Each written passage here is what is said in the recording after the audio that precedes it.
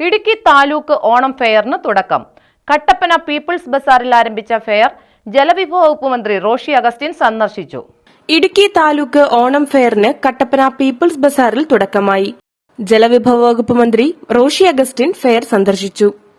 പൊതുവിപണിയിലെ വിലക്കയറ്റം നിയന്ത്രിക്കുന്നതിനാണ് ജില്ലയിലെ എല്ലാ നിയോജക മണ്ഡലങ്ങളിലും ഓണം ഫെയറുകൾ സംഘടിപ്പിക്കുന്നതെന്ന് സന്ദർശനശേഷം അദ്ദേഹം പറഞ്ഞു. സെപ്റ്റംബർ 14 വരെയുള്ള ദിവസങ്ങളിൽ രാവിലെ 10 മുതൽ രാത്രി 8 വരെയാണ് സപ്ലൈകോ ഓണം ഫെയറുകൾ പ്രവർത്തിക്കുക.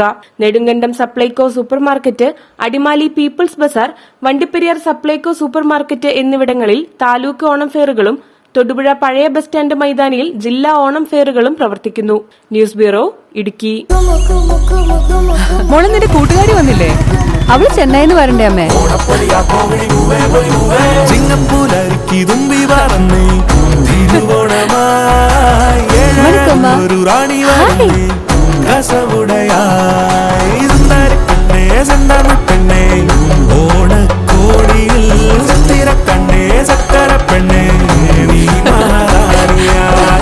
മനം നിറയെ ഓണക്കോടി.